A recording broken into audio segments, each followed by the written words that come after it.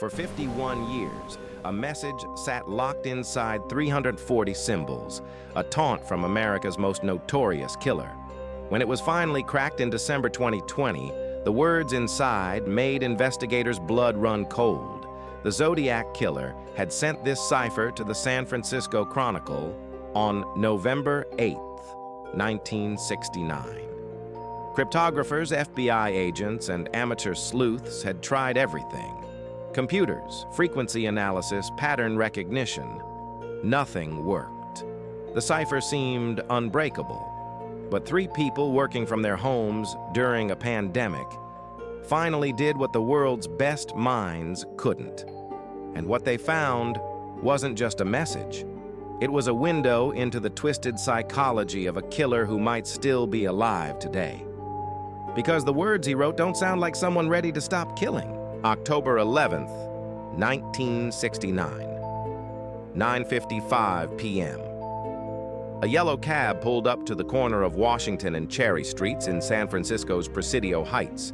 Driver Paul Stein, 29 years old, had no idea he was about to become the Zodiac's final confirmed victim. The killer shot him once in the head, then did something that still haunts investigators. He tore off a piece of Stein's blood-stained shirt. 3 weeks later, that fabric arrived at the Chronicle, along with a letter and the cipher that would torment codebreakers for half a century. The Zodiac had already killed at least 4 people: David Faraday and Betty Lou Jensen on December 20th, 1968, Darlene Ferrin on July 4th, 1969, Cecilia Shepard on September 27th, 1969. But Paul Stein's murder was different. It happened in the heart of San Francisco, and the killer was seen. 2 patrol officers actually spoke to him, thinking he was a witness. Remember that detail. It becomes crucial to understanding what the cipher really means. The cipher arrived with a chilling message. "This is the Zodiac speaking. I am the murderer of the taxi driver over by Washington St. and Maple St. last night."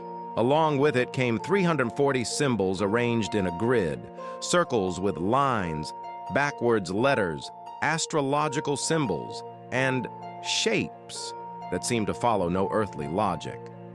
The Zodiac's first cipher, sent in July 1969, had been cracked in just days by a high school teacher and his wife.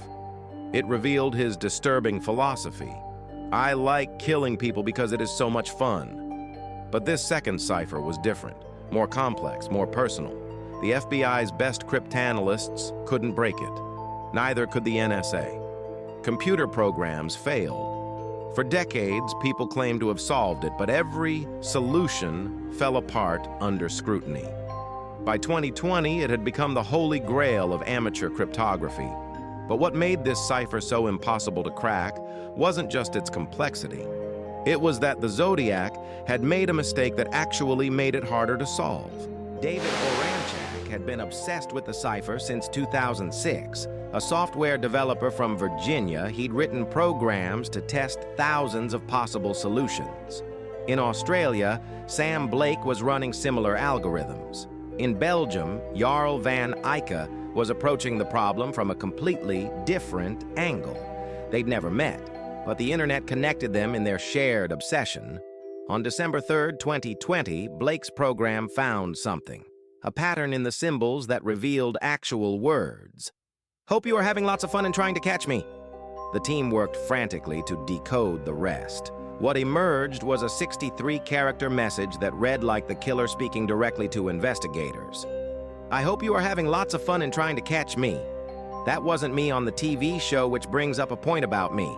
I am not afraid of the gas chamber because it will send me to paradise all the sooner."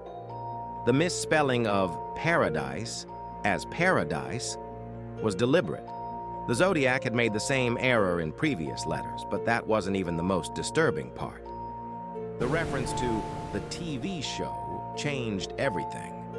Investigators realized the Zodiac was responding to something specific, a segment that aired on AM San Francisco on October 22, 1969, just weeks after Paul Stein's murder. The show featured lawyer Melvin Belli discussing the case, and someone claiming to be the Zodiac called in. The caller's voice was young, nervous, not the confident killer police expected. Most investigators dismissed it as a hoax, but the cipher proved the real Zodiac was watching, and he was angry about the impersonation. More chilling was his reference to the gas chamber and paradise. California used the gas chamber for executions until 1996. The Zodiac wasn't just taunting police. He was telling them he wasn't afraid to die because he believed death would transport him to some twisted version of paradise. But here's what kept investigators awake after the solution. The cipher was dated November 8, 1969. The Zodiac wrote this message 3 weeks after killing Paul Stine, and he sounded like he was just getting started. The breakthrough revealed something else that had puzzled cryptographers for decades: why this cipher was so much harder than the first one. The Zodiac had made an error in his encoding method.